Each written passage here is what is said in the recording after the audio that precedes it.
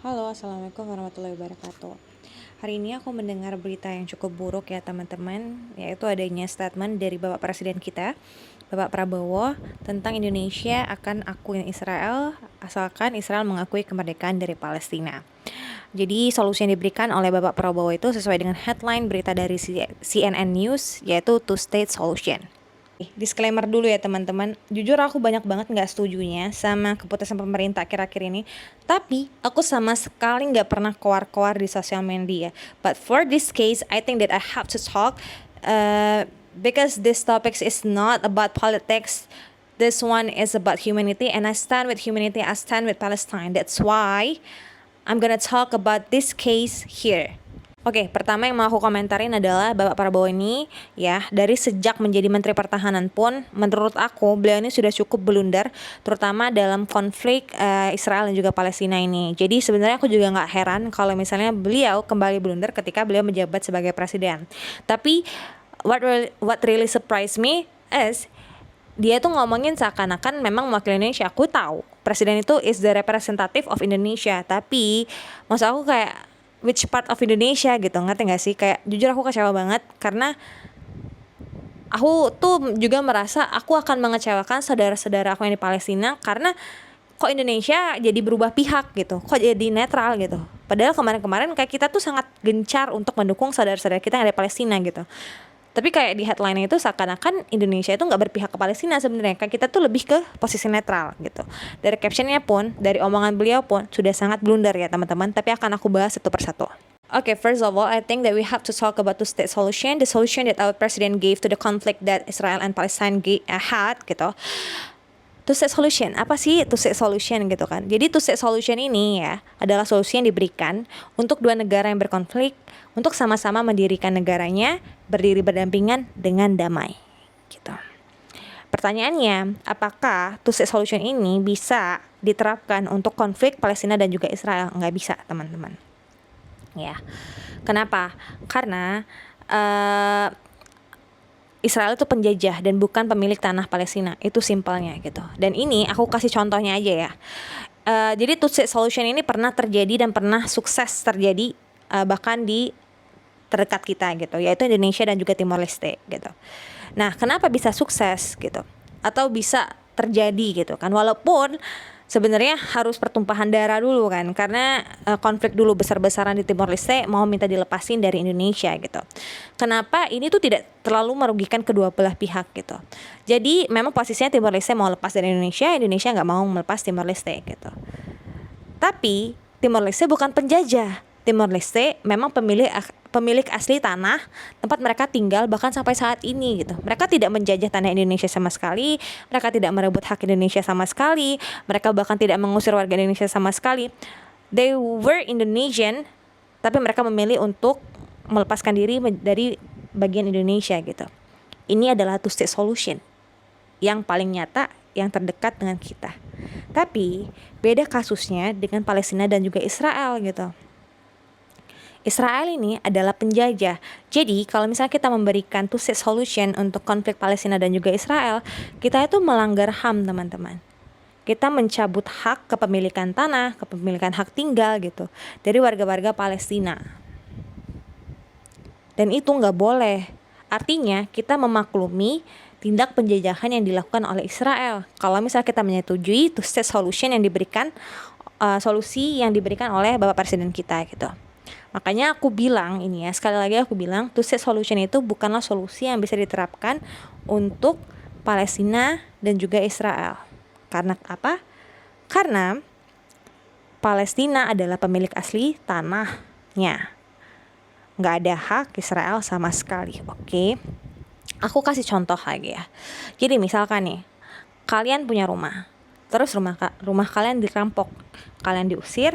Tiba-tiba nih, bukan datang seorang hakim, pengacara, polisi, bukan. Datang aja tetangga kalian, datang tiba-tiba ngedek ke rumah kalian, terus dia bilang gitu, ya udah deh kalian bagi dua aja rumahnya, kalian tinggal barengan aja, hidup dengan damai ya gitu. Gimana perasaan kalian sebagai pemilik rumah? Itu rumah kalian, tiba-tiba ada tetangga ya yang gak ada hak sama sekali gitu kan, gak ngedukung juga, gak ngebantu juga, tiba-tiba dia nyuruh kita kayak nyerahin sebagian dari hak kita gitu. Bahkan mungkin nggak bakal sebagian gitu. Karena nggak akan adil, namanya juga penjajah, namanya juga perampok gitu kan. Apakah itu adil? Apakah ini yang solusi yang harusnya diberikan oleh seorang presiden? Gitu. Apalagi kalau misalnya kita ngomongin soal politik. Ini merupakan pertanyaan besar bagi aku pribadi gitu kan. Mungkin ada yang bisa jawab. Oke, blunder selanjutnya adalah beliau mengatakan akan mengakui Israel asalkan Israel mengakui kemerdekaan Palestina gitu. Ini adalah dua hal yang sangat-sangat kontradiktif menurut aku ya teman-teman. Gitu. Israel harus mengakui kemerdekaan Palestina gitu. Sedangkan ya kemerdekaan Palestina itu baru bisa terwujud ketika Israel tidak lagi berada di tanah Palestina. Ya nggak sih? Kalian bayangin aja, kira-kira bisa nggak ya penjajah tinggal berbarengan dengan tawanannya? Gitu. Orang ya yang udah nyerang, merebut, merusak gitu. Properti, tanah, tempat tinggal, fasilitas umum tinggal berbarengan dengan orang yang menjadi korban. Kira-kira bisa nggak? Gitu. Bisakah ini diwujudkan? Ini pun sudah kontradiktif. Bisakah Palestina disebut merdeka kalau misalnya dia masih tinggal bersama penjajahnya? Apakah Indonesia disebut merdeka ketika masih ada tentara Belanda, tentara Jepang tinggal di negara kita? Apakah 17 Agustus itu cuma proklamasi aja tapi kita masih dijajah pada saat itu? Enggak. Merdeka itu artinya bebas. Bebas dari tekanan, bebas dari paksaan, bebas dari rampokan, dan lain sebagainya. Kata-kata bebas ini pun ya, dan kata-kata kemerdekaan adalah hak segala bangsa ini pun ya, ada di Undang-Undang Dasar, pembukaan Undang-Undang Dasar 1945 gitu, yang mana menjadi dasar hukum negara kita. Tapi hal blunder tersebut muncul ya dan dikatakan langsung oleh Bapak Presiden kita, yang mana beliau adalah representative of Indonesia gitu.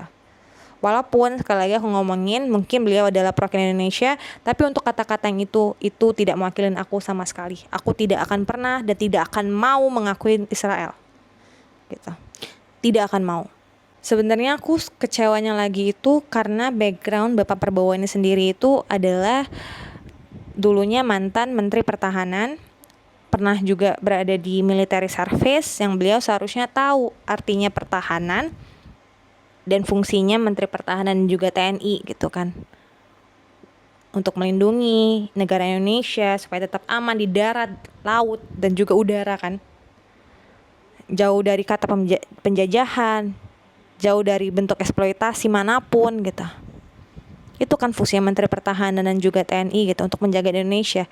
Tapi dia seakan-akan ingin mencabut pertahanan itu dari negara lain gitu.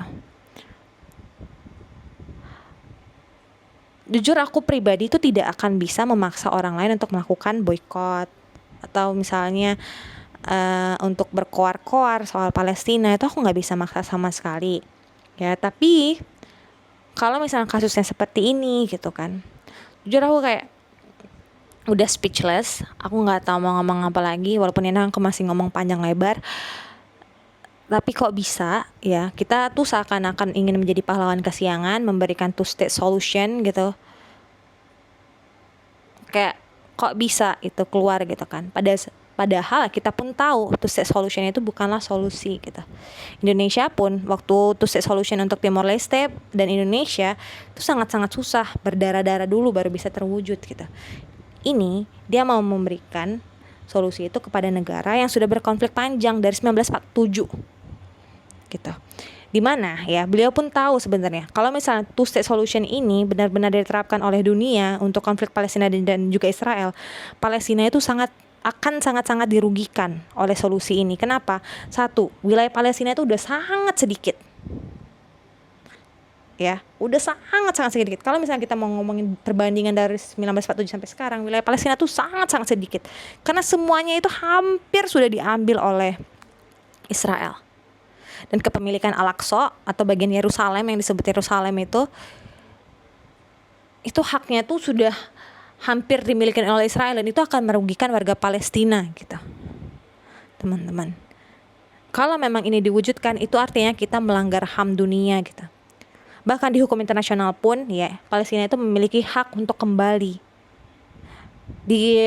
Aku lupa, di konferensi Jenewa 4 ya, itu ada konklusi, enggak ada kata-kata di mana peraturan internasional gitu ya, yang mengatakan semua orang itu berhak untuk kembali ke daerahnya, tempat tinggalnya, tempat asalnya gitu.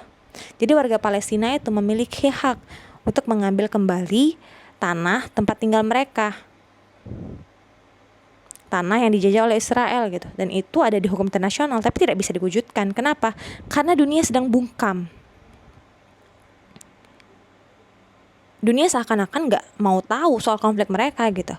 Nah ini kita ujuk-ujuk kayak pengen mencoba untuk mendamaikan, tapi solusinya merugikan pihak yang dijajah. Dan ini menurut aku tidak sesuai dengan pembukaan undang-undang dasar kita, yang mana menjadi dasar hukum kita dalam bernegara ya.